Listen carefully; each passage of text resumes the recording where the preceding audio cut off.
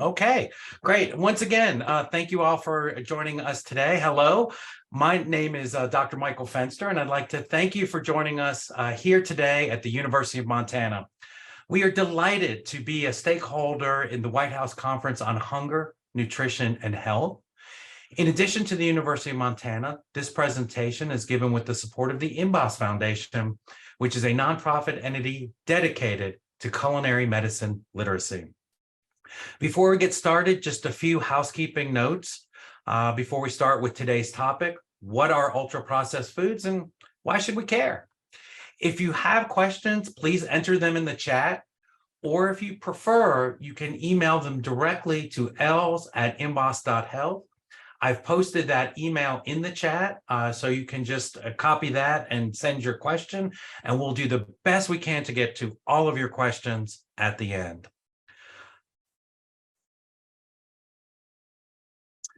So to start off, I think that everyone would agree there is little argument that our diet, what we choose to eat, is one of the most important factors in determining our individual health and wellness.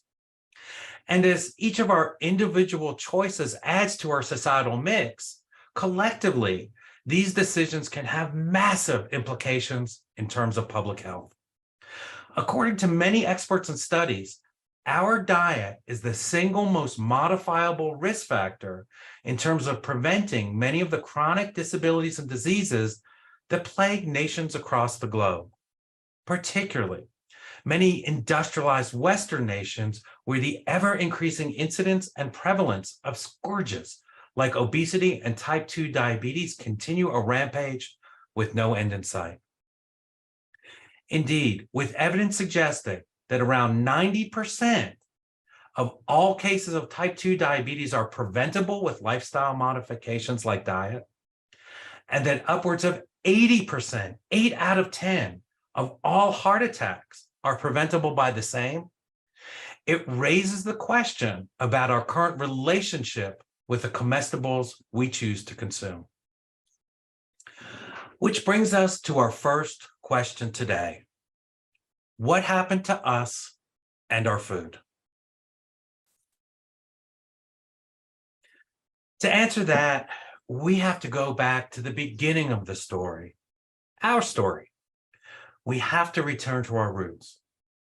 So suspend belief and engage imagination and step back with me now several 100,000, if not several million years ago. A small tribe of social primates, one of many, seek shelter and protection in the dark and dangerous African night. A roaring fire offers them that, keeping saber-toothed tigers and dire wolves at bay. Then, perhaps simply by chance, or with an intent born of an emerging curiosity, a member of the tribe does something no animal on earth has ever done before. They put food in the fire and cook it.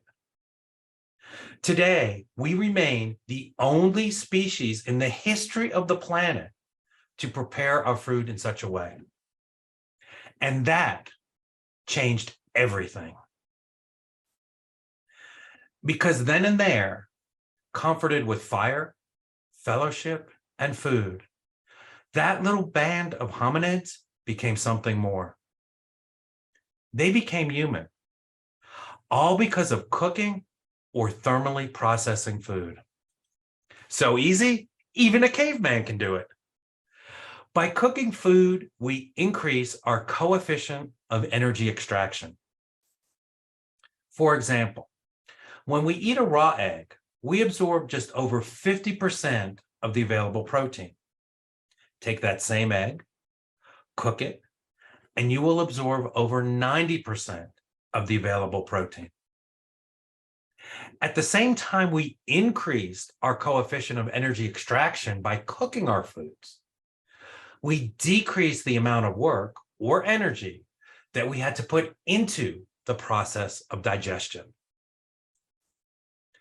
Because cooking food begins the process of breaking it down before we eat it. Just think about biting into and chewing raw asparagus. versus biting into the tender cooked shoots. Unlike other primarily herbaceous primates that had to spend most of their time and energy gathering and digesting large amounts of food by eating cooked or thermally processed food, Homo sapiens suddenly had the evolutionary resources to develop a planetary game changer: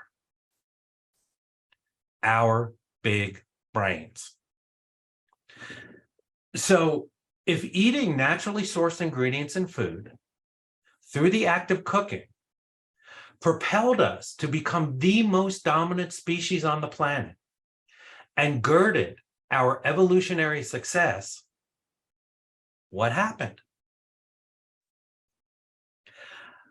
From a biological and physiological perspective, we are essentially unchanged from our prehistoric forebears. In other words, the basic model has not changed much over the last several 100,000 years, and certainly not much in the last 100 years or so. And yet, since the end of World War II, and particularly over the last half century, we have been inundated with a pandemic of chronic disability and disease that is traceable, at least in a large part, to what we eat. So if we haven't changed, then we must clearly ask ourselves, has our food changed? And if it has, how has it changed? Because it was access to natural ingredients and food in the first place that gave rise to the Homo sapiens sapiens that we are today. We are a product of our ability to process, among other things, our food, like making bread from 4 simple ingredients: flour, water, salt, and yeast. Such processed food was the spark that gave rise to the human experience, and such food can be our salvation.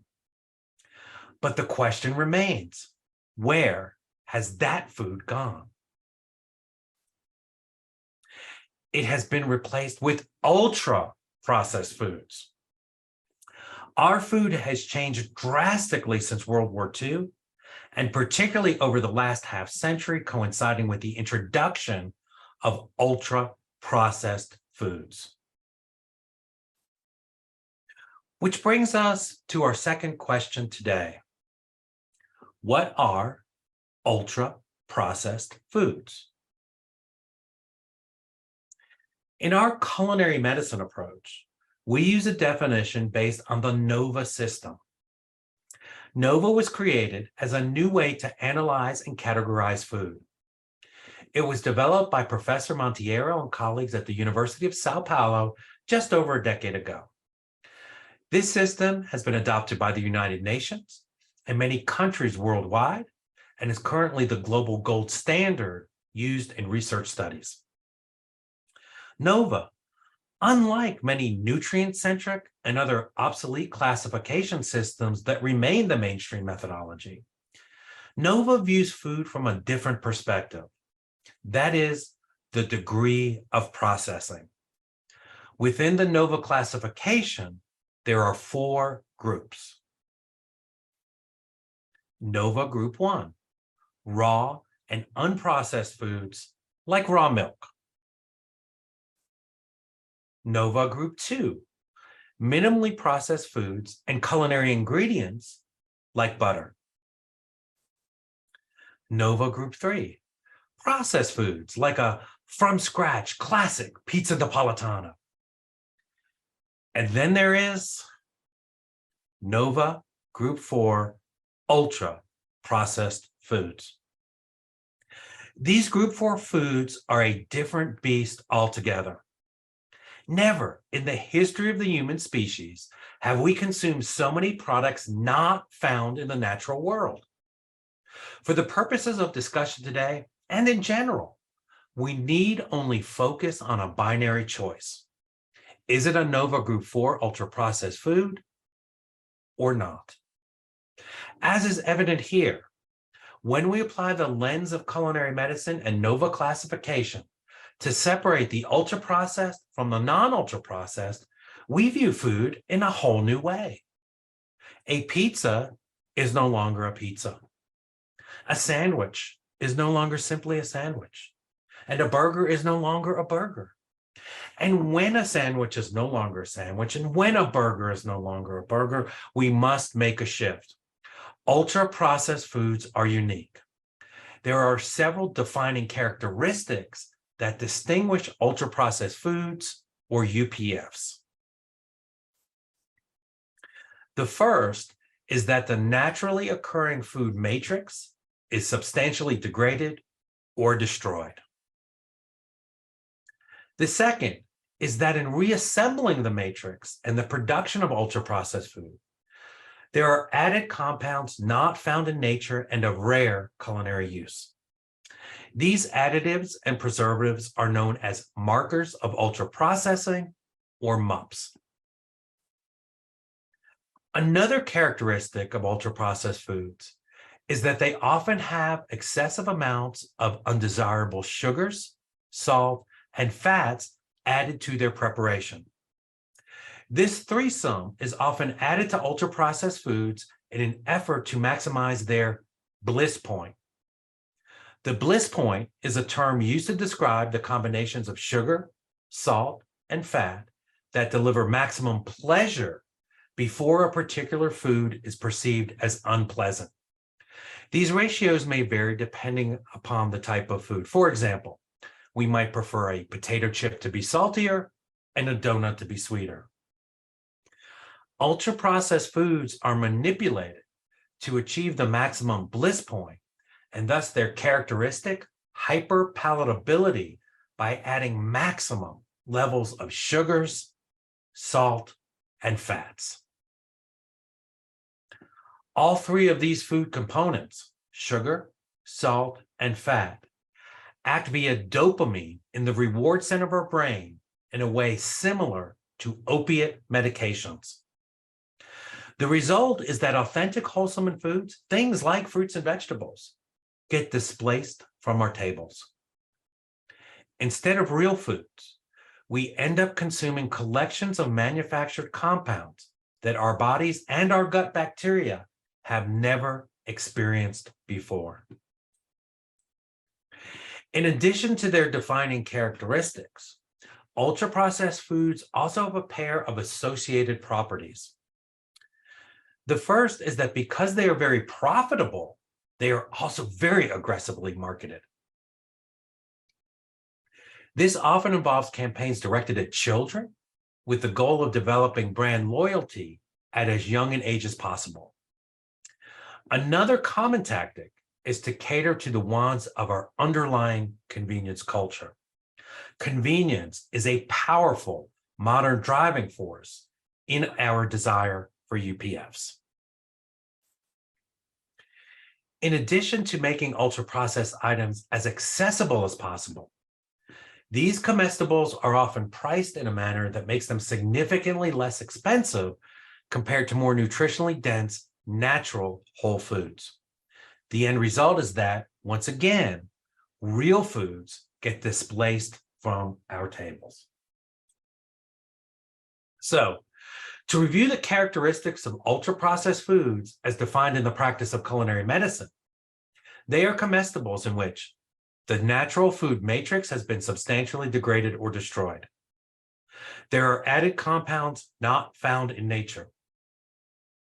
There are excessive amounts of added sugars, fats, and salt. The goal of their construction is to make them addictive or hyperpalatable and profitable. They are aggressively marketed and made to be inexpensive to the consumer, thereby displacing real, wholesome foods from our tables. So what is it about these ultra-processed foods that is so concerning? In other words, why should we care? The short and very clear answer is that diets high in ultra-processed foods correlate to an increased risk of many of the chronic disabilities and diseases that plague us today. Consumption of UPFs correlates with the risk of developing illnesses like obesity, type 2 diabetes, cardiovascular disease, and even an increased risk of early death. For the top 20 to 30% of Americans, ultra-processed foods make up 70 to 80% of their everyday diet. And this link between these conditions and the risk of an early death persists even when we adjust for all other known risk factors. It appears that there is something about ultra-processed foods that goes beyond just the nutrients. As detailed in a Newsweek report a few years ago, Dr. Kevin Hall from the NIH was determined to debunk the theory that the reason Americans were becoming fatter and sicker was because of ultra-processed foods. For years, Hall and others believed in the still prevalent conventional wisdom that blames Americans for eating too many calories, fats, especially saturated fats, and sugars. The notion that ultra-processing might be the problem was, in his own words, ridiculous. To settle this once and for all, Hall, who runs a research lab at the National Institutes of Health, ran a controlled experiment that he thought would show beyond a doubt that what really mattered were the nutrients. He divided volunteers into groups. One ate a diet with foods that were minimally processed. The other group ate ultra-processed foods like Honey Nut Cheerios, F-Boyardee beef ravioli, Eggo pancakes, and other ultra-processed foods. To eliminate any wiggle room, Hall and his colleagues made sure that the only difference between the two groups was in how much ultra-processed food they consumed. Each group ate diets that were nutritionally identical in every way, containing the same amounts of sugar, salt, fat, fiber, macronutrients, carbohydrates, and calories. Both groups of volunteers were allowed to eat as much as they wanted. Dr. Hall, as he now admits, had it all wrong. Ultra-processing, in fact, makes all the difference. The subjects who ate UPFs gained 1 pound per week on average and exhibited elevated inflammatory markers. When that group later switched to a diet without UPFs, they dropped the extra weight and the markers of inflammation decreased.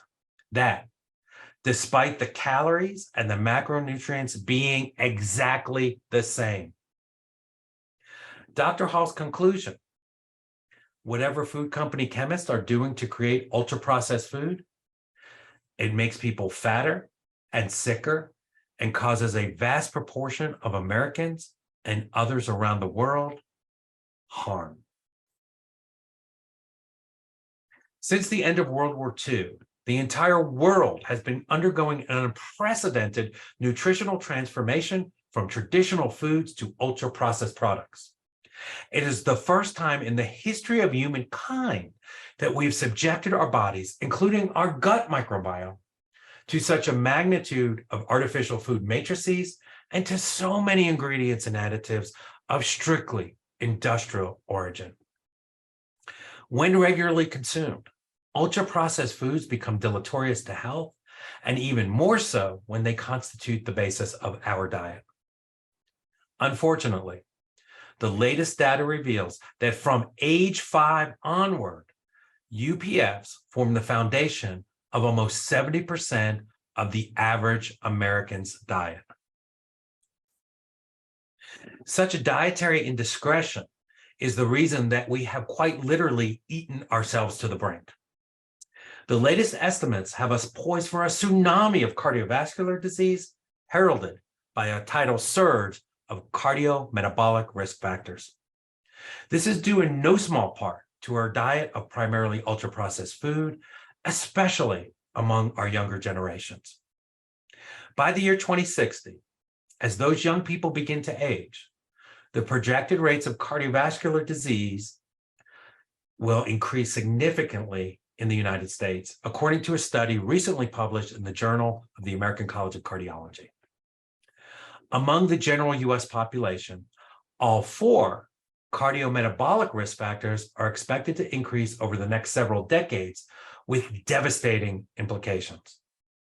Type 2 diabetes is expected to increase by almost 40% to 55 million persons. Dyslipidemia is expected to increase by almost 30% to 126 million persons. Hypertension is expected to increase by over 25% to 162 million persons.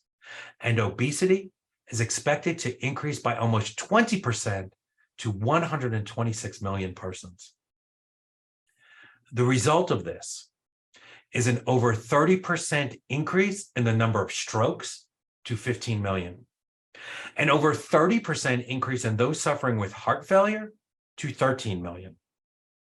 An additional over 30% increase in those suffering from ischemic heart disease to 29 million, and an almost 20% increase in the number of heart attacks to 16 million. But such a prophecy is not written in stone.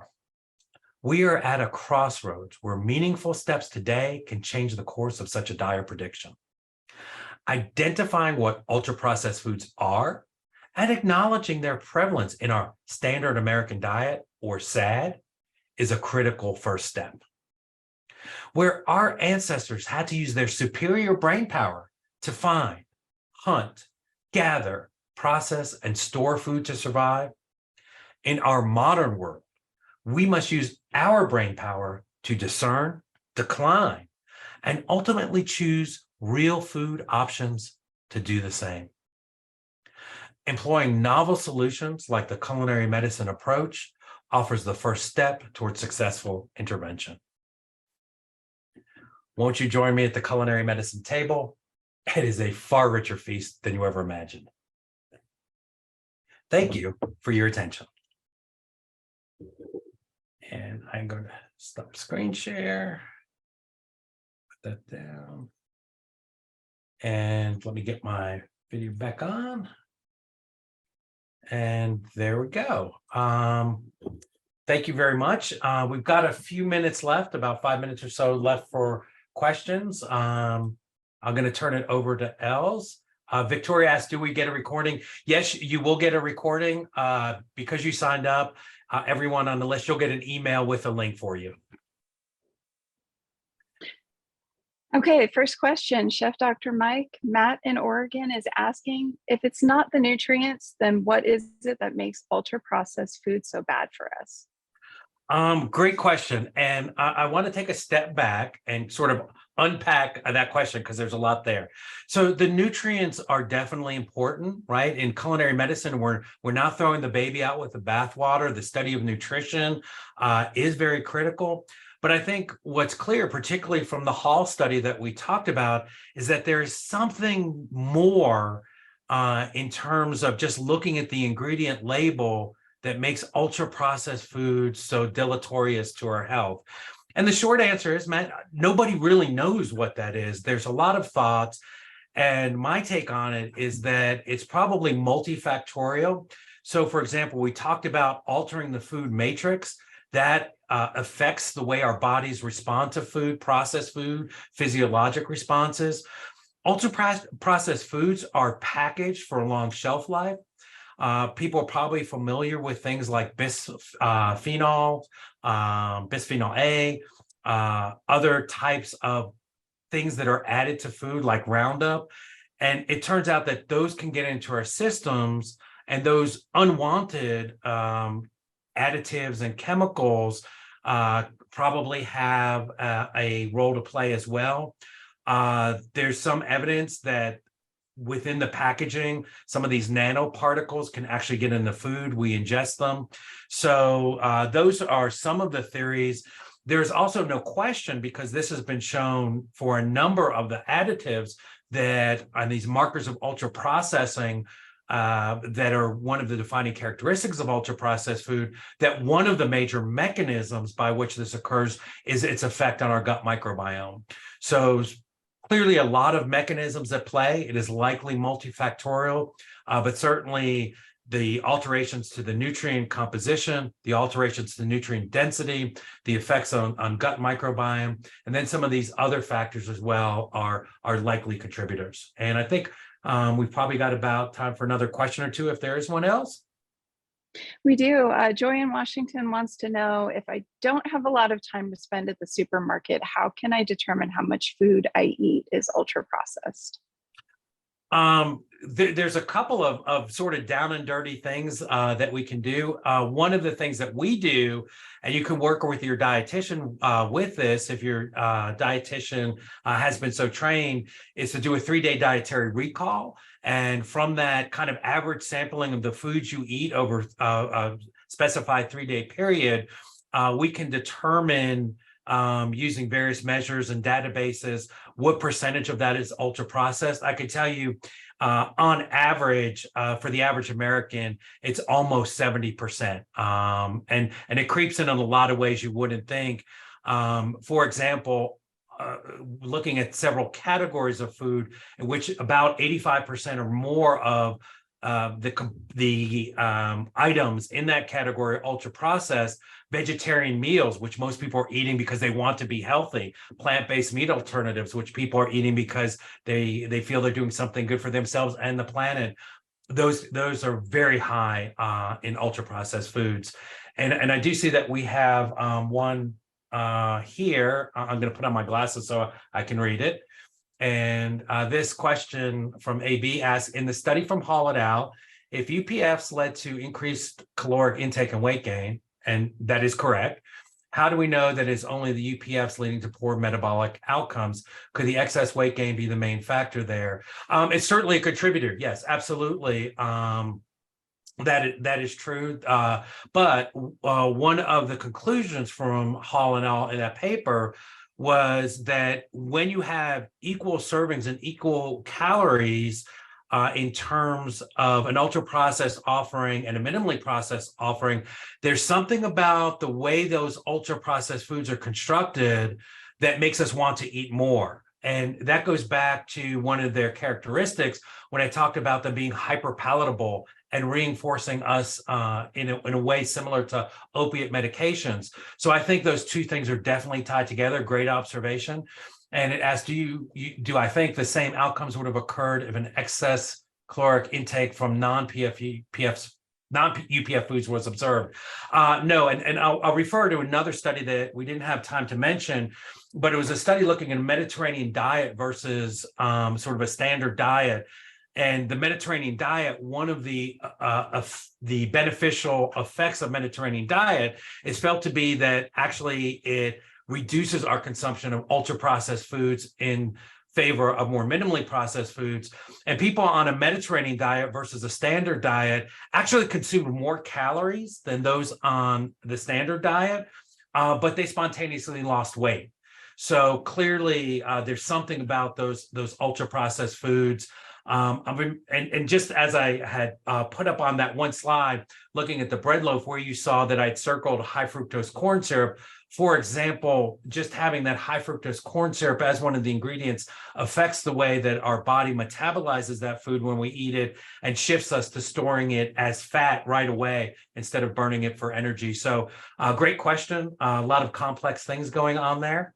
And I want to be respectful of everybody's time. So this recording will be made available. You will all get that. And again, thank you so much for joining us today here at the University of Montana. And we want to let you know that we'll be bringing you another live webinar next week for Children's Health Day.